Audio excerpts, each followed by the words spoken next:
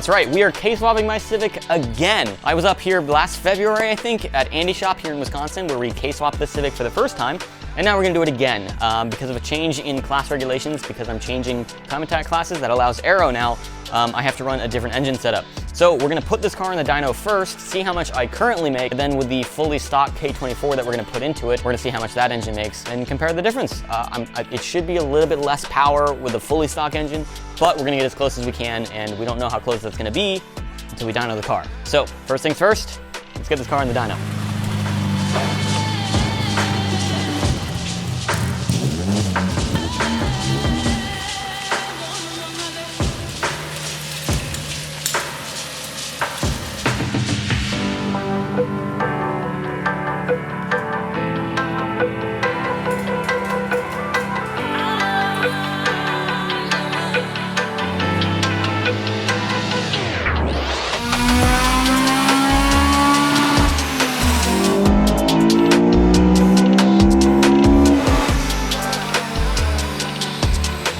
What's going on?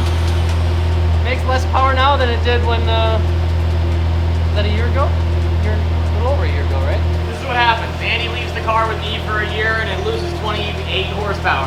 Well, as it turns out, this car is not making as much power as it was making 14 months ago. There's a lot of different variables that go into, dyno tuning and stuff, and it looks like we're only making 239 horsepower, which is like, what is that, 29 horsepower less than it made back in February 2020. It's a warmer day, I'm running on different fuel from a different gas station. Engines change tolerances and stuff over time. Andy said if we retuned it, we could probably get closer to that 260 number again, but that's pretty cool to see that our baseline number is actually a lot lower than I thought it was, 239, which is now the goal for the new engine. So yeah, we'll see if the new fully stock K24 engine that we put in here can make the same, if not more power. We're gonna tune it for this environment, which is probably a better environment for track use in general. Maybe I was actually down on power all season last year when we actually going on track, because we tuned it at like 15 degrees, which it is never 15 degrees on a track day. It's like 115 degrees.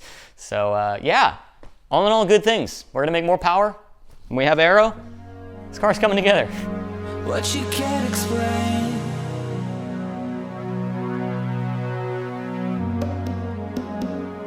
is coming back again.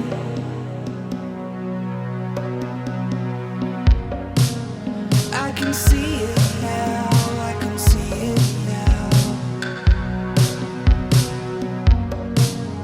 What you can't explain, coming back again.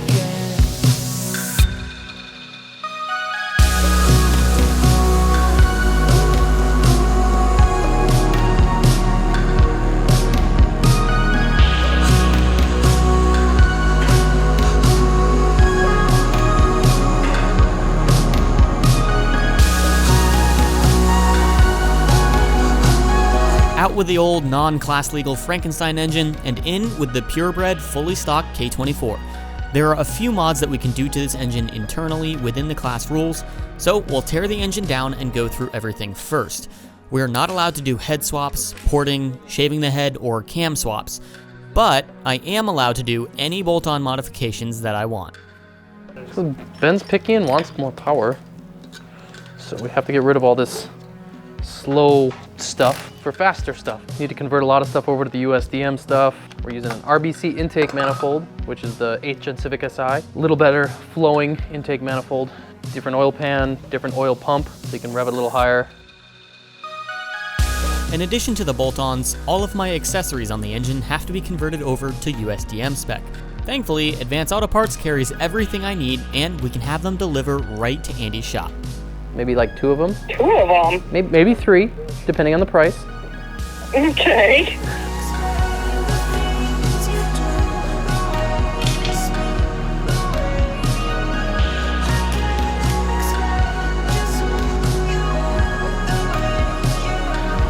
So this is a Type S pump, but we have to clearance the part of the block. We have to cut away a little bit of this pump.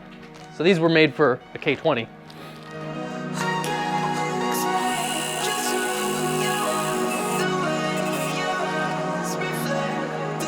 The Type S oil pump isn't the only class legal mod that we can do to this engine. We're also allowed to change the cam gears. So we're going with a 50-degree VCT cam gear to allow for more tuning. This is the factory cam gear on the RBB engines, which is only, it maxes out about 25-degree cam advance.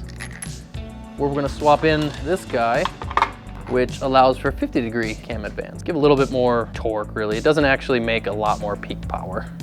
More usable power still. Claim the night you were so unaware. The whole room disappears in your end. With the small modifications made to the engine, it's time to seal it up. And this time, we're going a bit extreme with the baffled oil pan after seeing Ben blow up his Evo motor. I've gotten the Unit 2 Elite pan. This pan has a 6061 billet flange that's been TIG welded together with 6 compartments and 11 trapdoors to contain the ridiculous 9-liter oil capacity. Has some nice baffle to it, which is gonna help keep a nice, consistent oil pressure while on track.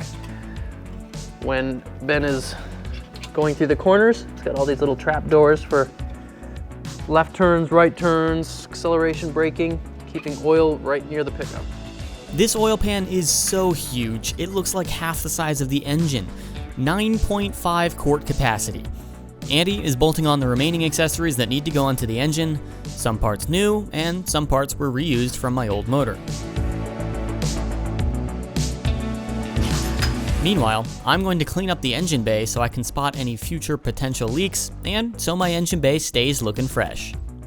This is really what I like doing, just, you know, cleaning everything up. Perfecting, refining. Yes. Unfortunately, my engine bay isn't as clean as it once was. The oversized tires I've been running have been rubbing so hard they've burnt some of my engine bay paint off, so we'll need to respray some of those sections.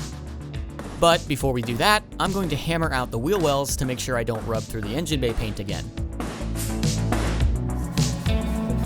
It's me and you. We could be any. Believe it or not, the Advanced Auto Parts here locally in Stevens Point actually mix paint into spray cans, which is perfect for the scenario because I'm just doing small little touch-up stuff. So believe it or not, we've got Championship White. It's perfectly mixed for my color match. Before the paint even dries, Andy just about finished up with the new motor. Like this until the morning. Not even 24 hours after the last motor was pulled, the new motor is going in the car.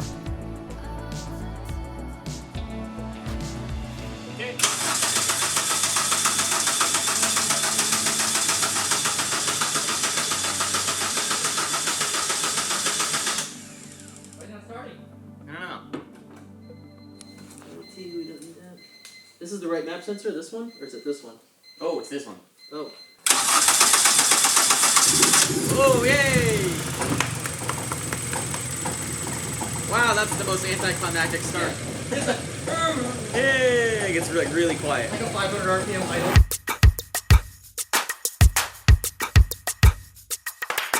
After some small tweaks on the tune, Andy got the engine to run smoothly.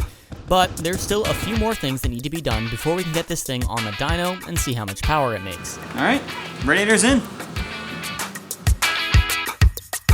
Hey,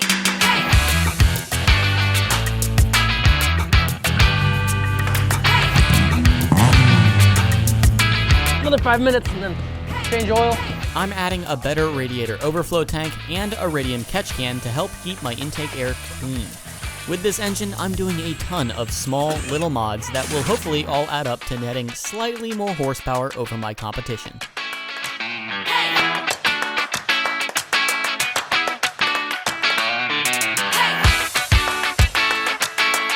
We're far from done now, but it's time to hop over to the dyno and not only see how much power we make, but spend some time poring over the spark advance and cam timing tables to squeeze out as much power as possible. I'm hoping we hit 230 to 235. Ben wants to hit 240. We'll see. He's been right in the past. We've made more than I thought, so.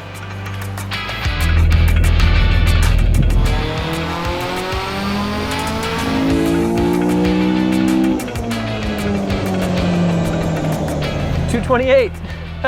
First pull, First pull with only changing a little bit of fueling, keeping VTEC at the same point, which you can obviously see is way too late. You get this huge bump. I haven't changed anything else yet, which I don't know how much more power is left there, but. Even on our naturally aspirated engine, tuning is everything when it comes to making the most out of your engine. Got a bunch of mid-range back. We're just over 35 pulls on the dyno now, and we've run out of fuel. 10 gallons should do it, but who knows? If Andy keeps doing pulls, might have to make another run for gas later.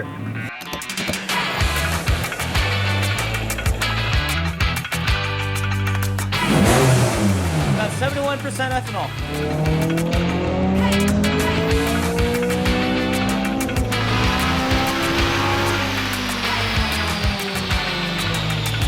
Each one of these is a pull.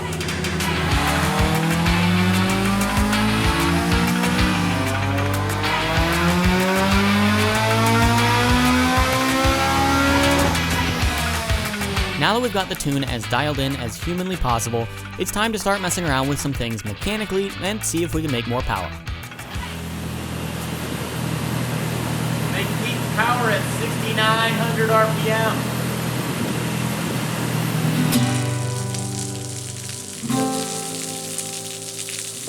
We'll start by seeing if my K-tuned intake is restricting any power by running without an intake at all.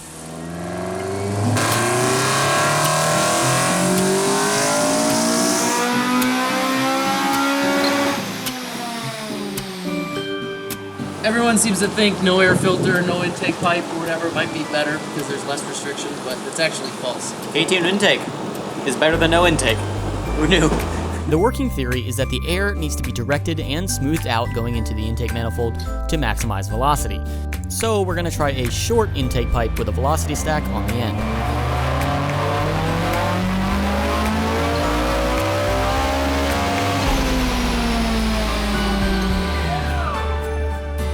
No intake was an 18 wheel horsepower loss. A short intake with a velocity stack is an 8 wheel horsepower gain. 8.5 horse from 55 to 7-ish, 75. So I mean that's. Well, what if we just put... It's clear that changing the intake setup will affect horsepower a lot. Thankfully, running with an air filter on the end didn't seem to change the horsepower number. But when we added the second intake bend, we lost about 1 or 2. We've lost even more when we route the intake down into the bumper, assuming that's because it's more closed off from free airflow. So my best move will be to make an opening in the bumper or headlight to ram the air in, and to keep the intake pipe short with minimal bends. Glad we took the time to figure that out, as we were certainly able to squeeze out more power. Well, it turns out that the car made more power than when we came in here with the other engine. Obviously that other engine will make more power if we retuned it and kind of just freshened up things a bit. It had some pretty old spark plugs and stuff like that in it, so I think that's why it was down a little bit on power, but I was probably down on power when I was competing as well, a little bit. So I think all told, I'm gonna have more horsepower this season than I had last season because we've really dialed this car in. We did like 40 pulls on the dyno and we've gotten so much more mid-range power.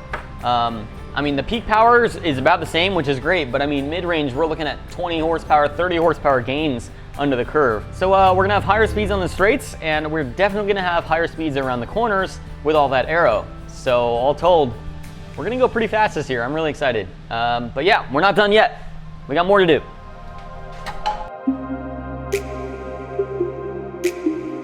Here's the part where I'm going to get a little bit crazy. Rather than running an OEM hydraulic power steering pump that will rob the engine of power, I'm going to try to run a much more efficient electric power steering pump. And since my car is still underweight in the class, I'm going to be adding the functional weight in the dead bottom center of my car to keep my center of gravity low.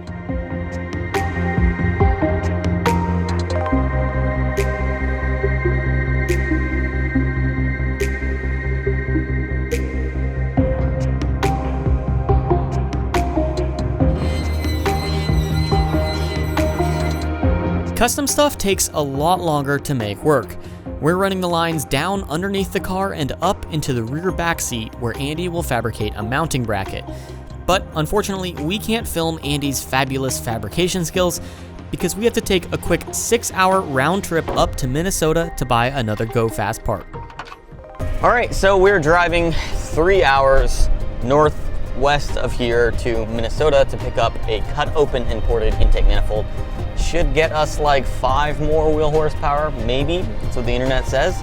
Could make nothing, but we're gonna do it anyway. So we've left Andy's shop to make a quick run up to Minnesota. 6 hours round trip. Hope it's worth it. I think it'll be worth it.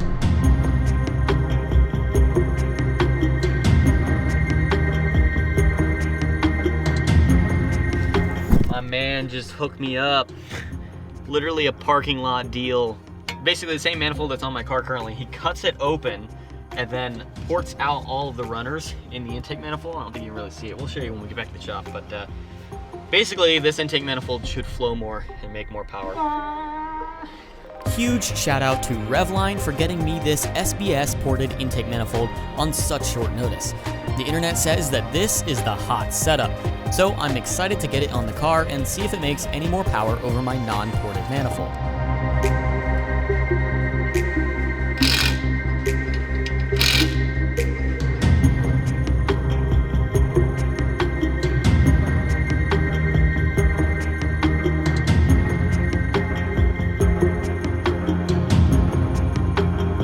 I know I've done everything that I can. This is everything that the internet has told me is the best way to make the most amount of power on a stock K24. So I've done everything I can.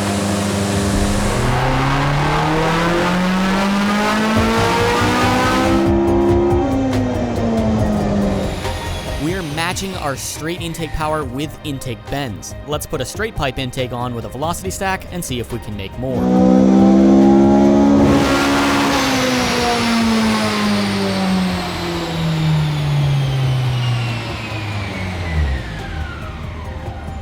Run a straight intake pipe.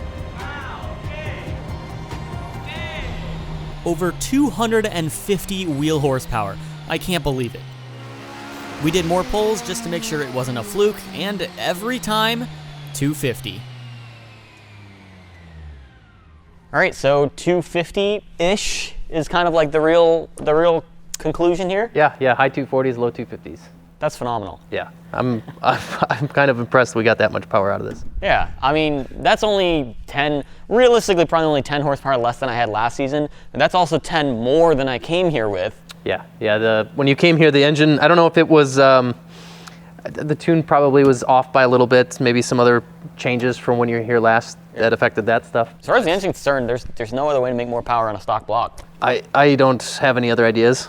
For a stock block, stock head. Besides throwing some nitrous or something at it. That's not allowed. Yeah. There's a lot that's not allowed in this class as far as power is concerned. Right. I think 250 is probably the most anybody, regardless of engine or platform, in this class, 250 is probably the most you can do. Yeah, I think you're going to have the advantage there. Just got to do the driving part now. Show me some. Show me. Show me some. Show me. Show me some. Show me. Show me some. Hey. Diamonds in my grill, you see me shining. 24s on that Cayenne when we ride. Yeah, no, it should be a solid engine. I think it'll run all season, no issues. So Yeah. hopefully. Just gotta work on the suspension next. Yep. Never ends. Always making improvements. All right, I'll be back next week. Yep, sounds All good. right. Later.